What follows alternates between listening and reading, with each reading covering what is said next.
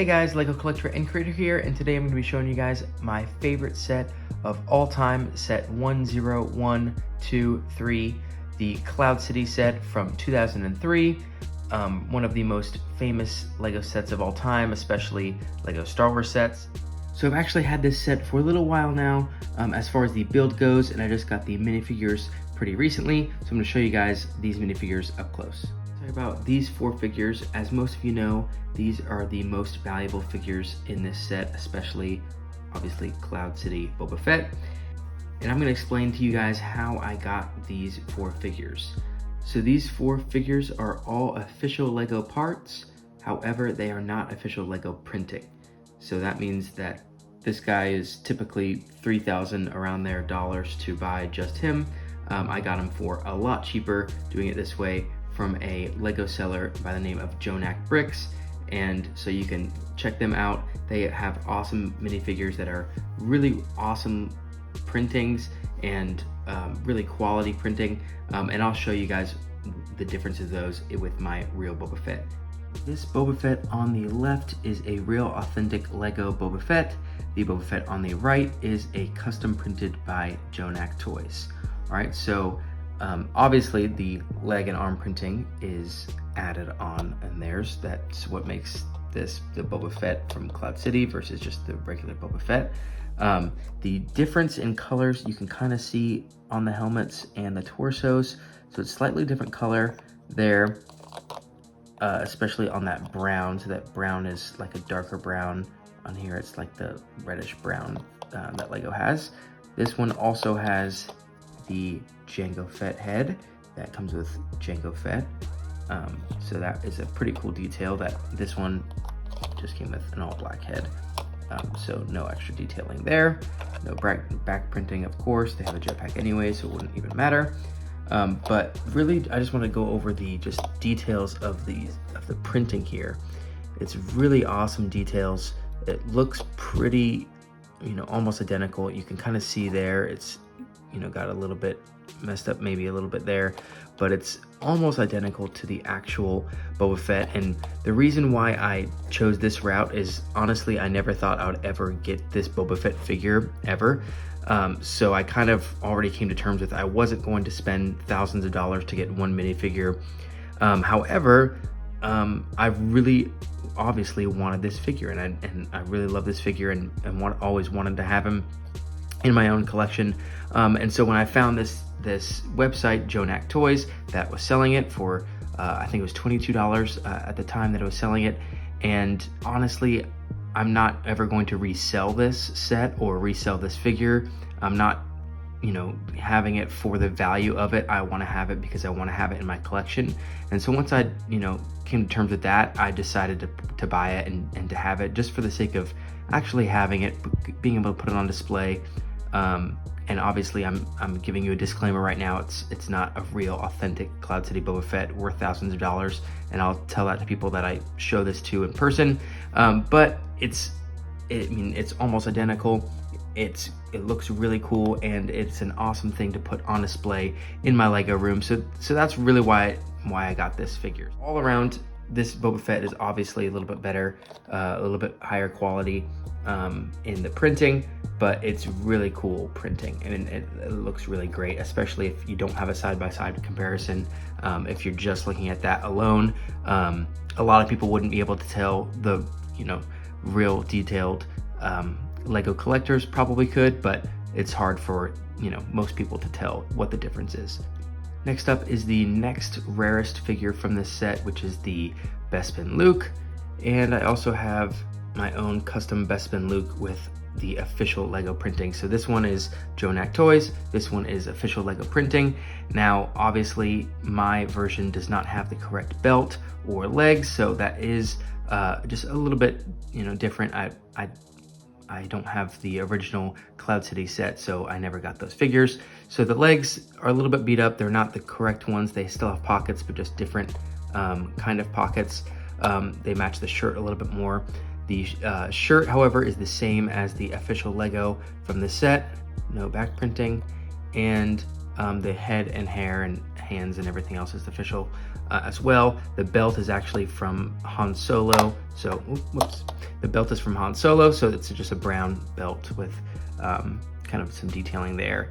The official, or the Jonak Toys version, that is the copy of the official, you can kind of tell a little bit more on this figure that the printing is not quite as good as Lego quality printing, although it's still good. It's just a little bit more faded. You can see on the mouth there's a little like chip or something on the printing, because it's more on the surface of it. It's a little bit more like popping out than Lego is just flat printed on there. So it looks like it got chipped or something when it being shipped to me, but it is still a great figure, and I'll put this on display with the set. Again, I have to disclaim everyone that I talked to about it that it is not an official Lego figure, but it's the best that I could get, so I'm really happy to have this one in my collection. Next up we have Lando, which is another pretty rare figure as well. This one is Jonak Toys, and I do not have a different version to show you to compare with it. First, you'll notice this cape. The cape was the worst part about the Jonak Toys purchase that I made, was you had to cut it out, and it's not perfectly done. I just kind of got tired of trying to do it perfectly. So the cape is the worst part about it, but the torso printing is really cool. The face printing looks good. I do have an official Lando face that I could put on if I wanted to, but just decided to keep these all just the custom printing and not want to mix up my official figures with custom UV printed figures. Up next we have Leia, and Leia is an awesome figure in this set. It looks like there's a little bit of kind of issue of the printing there on the jacket, and then she has no back printing as well, but that cool hair piece. But all in all, for her, I mean, she was, I think, the least rare out of all of the top 4 figures from this set that are exclusive to this set. So she was, I think, $15. The other ones were about $20. Overall, I'm just glad to have her in my collection as well. And yeah, just to kind of complete the 4 figures from the set that are super rare. Even though they're not official Lego, I still love having them. Up next is the Stormtrooper, which is a pretty basic Stormtrooper. You can see that he's been through a lot. He's got some cracks on his arm and on his legs there, and a little bit of color fading on the figure, but just a basic Stormtrooper. I have some others that are probably in nicer condition. This is just the first one that I grabbed that would have come in the set here. So yeah, so that's why I grabbed this one, but I do have some other Stormtroopers in my collection. Up next is the Han Solo from Bespin. He has the brown legs instead of the blue legs that the other Han Solo has, the tan arms. This torso is actually the 20th anniversary of a Star Wars figure, so I use that one because I do have another one with brown legs, but it actually came with the peach skin instead of the yellow skin, so I wanted to use one with yellow, so I chose to use the other one because that's what it matches to the set and the skin tone from the rest of the figures. But he was awesome for that time. Really cool leg printing there. And last but definitely not least, we have the Darth Vader from 2003, the one from all the Lego video games, and just an iconic look of the character. Obviously he is a lot different today, but back then he looked awesome, and I loved having this character. He's not super rare, so you could probably get him for $10 or so on Bricklink. Here is his head, but yeah, he's an awesome figure, especially for the time, and even today I just love having him as just a more nostalgic, iconic figure to have. Even though the newer version is much cooler, this was just so cool to have. So that concludes going over all of the minifigures for the set, and I gotta say, these are awesome minifigures, and just for its time, 2003, to have awesome printing on all these guys, it's just really cool. Especially, obviously, the Boba Fett with the arm and leg printing. That was, crazy accurate and awesome for the time period that it was produced in, and I just really love these figures. So for the build, we have a lot of iconic scenes from The Empire Strikes Back, and it is just some really cool details here in this set. So I'm gonna go over some of those. So this is where Han gets frozen in carbonite. Here is kind of like the dining area where Darth Vader kind of ambushes them, and Han Solo fires at him and he blocks it with his hand. Over here we have the duel between Luke and Darth Vader. Here is the iconic "I am your father" scene out here on the ledge. And then over on this side, there is a huge landing pad. So that might be a little bit unnecessary for most people, but it's there.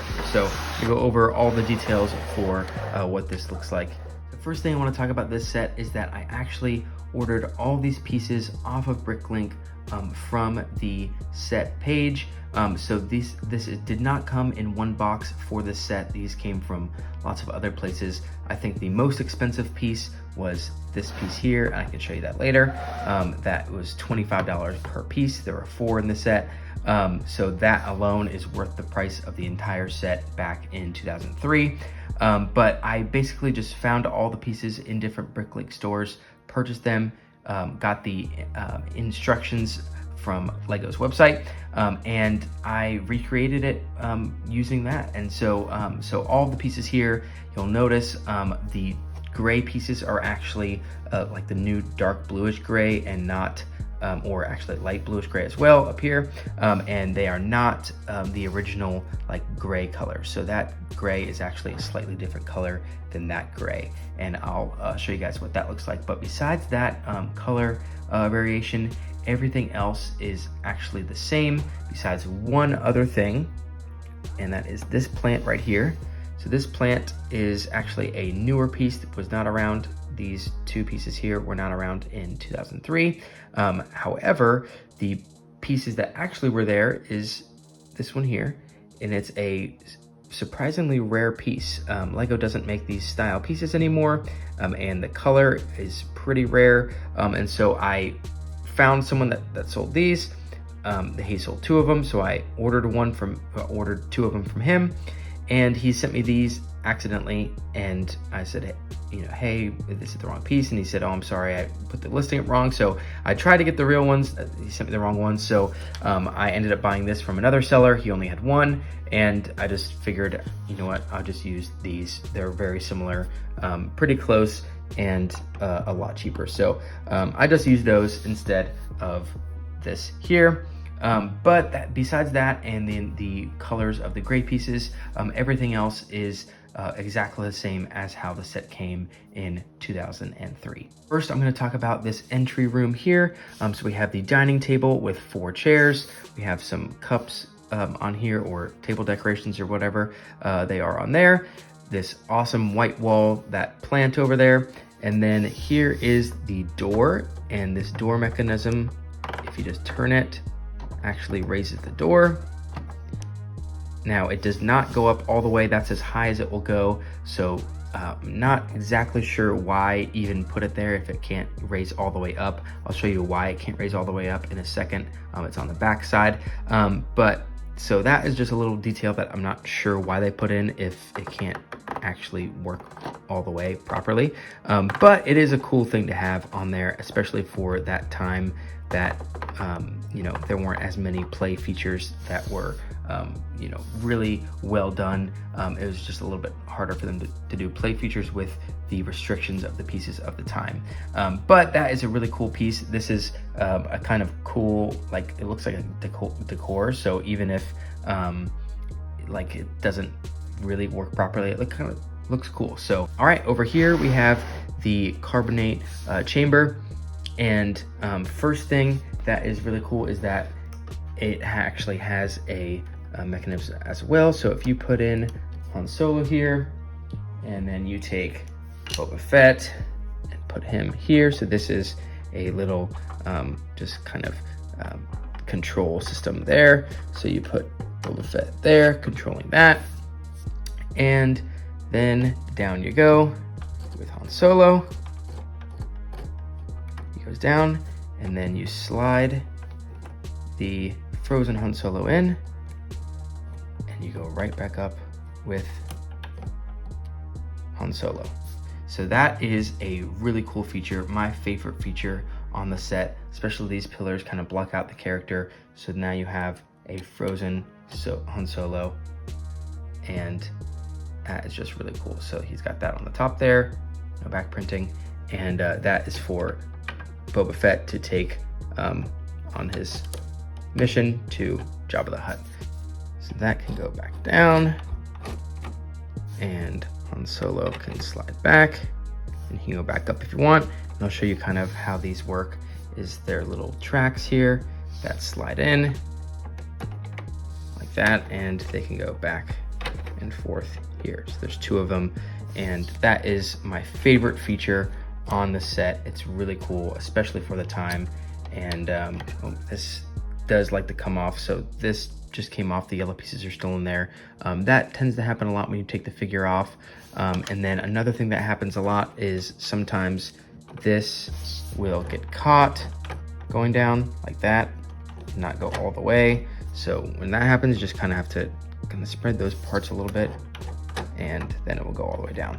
So although it is my favorite, it does have a lot of issues with functionality on how it works, but all around, it's a really cool feature. The next part is the duel between Darth Vader and Luke Skywalker, and this is really cool. So Darth Vader can actually use the Force here. That kind of falls down. Luke can try to jump out of that way, and then this also mechanism doesn't really work with a lightsaber there, but if you were to kind of reposition that a little bit, maybe down, maybe that'll work. Let's see. Yeah, that works better. So it actually sends him out the window, and now he is outside. So you still have to take him off of there, put him out here to then fight Darth Vader. And then Darth Vader, his entryway is actually blocked by this black platform here. So you have to put that back down. He's got to go there and then do it again. And then he comes out. So that is not totally functional, but it's just a nice little play feature that you can have for kids using the set. And then out here is just one of the most iconic scenes in all of Star Wars and all of cinema, is the "I'm your father" line. And so you can put Luke out here, have him grab on to this like so, and Darth Vader here, and he says, "I'm your father," and he says no, and yada yada yada. You get the picture. And that is the kind of completion of the interior of the set. So I would say my favorite part of it is definitely the little mechanism here between Han Solo that he can go back and forth, and then rise up and back down. So that is my favorite part of the set there. And then I would say next would have to be this part here. This is just an awesome, it looks great, it's really cool, and it's just iconic. So I love that part of the set. And then this one here. So those are my favorite parts of that. And now we're going to show you guys the landing platform. So the outside of the set is actually awesome. It looks really cool. I really like what they did here with how it looks. I think it's just really cool to have that extra detail on something that you probably won't see, because most people will be displaying it from the other side, but it just looks really cool there.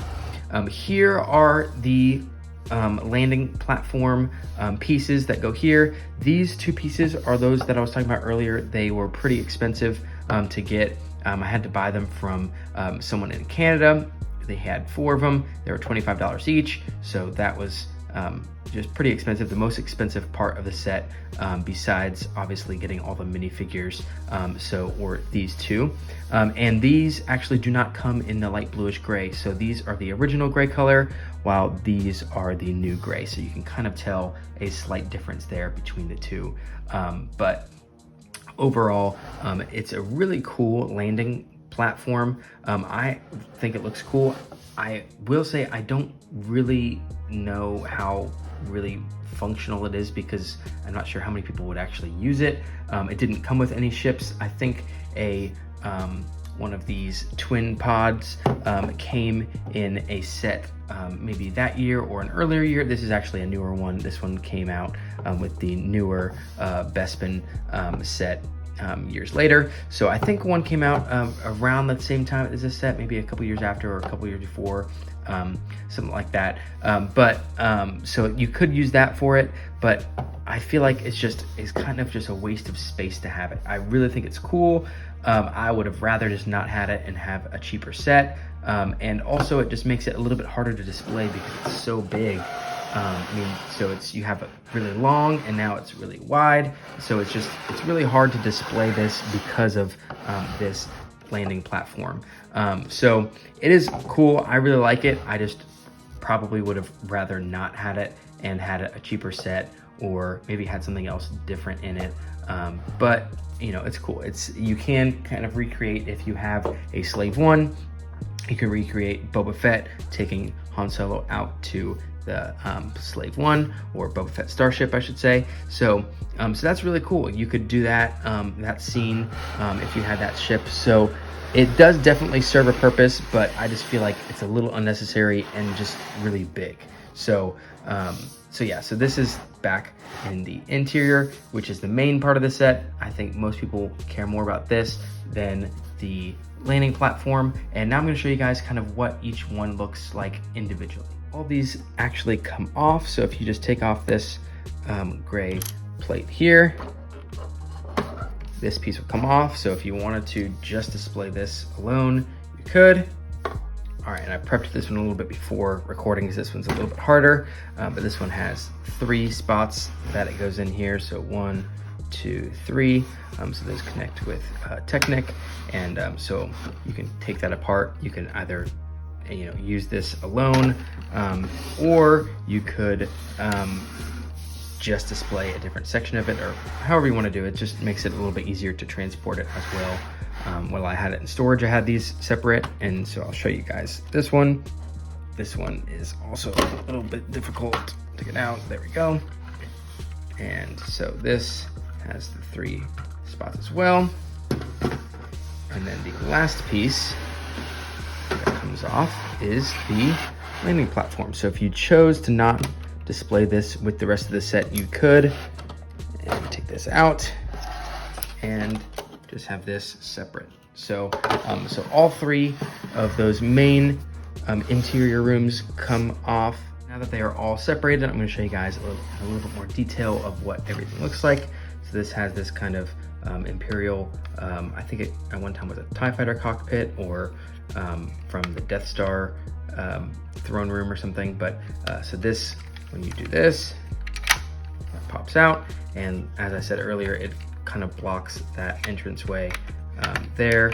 So it's not really used for being super functional, just mainly just a cool little play detail.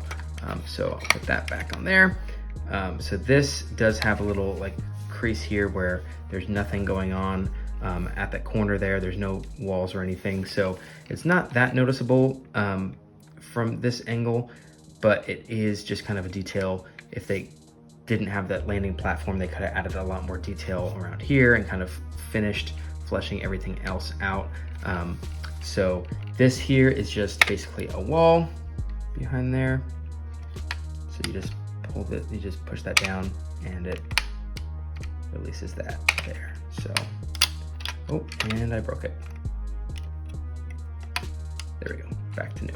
All right, so, and it is all on a few different pieces here to kind of give it a little bit more stability. So here we have this cool white wall, so I like the detail on that, and it has the same kind of bottom connection there. These Technic pins there.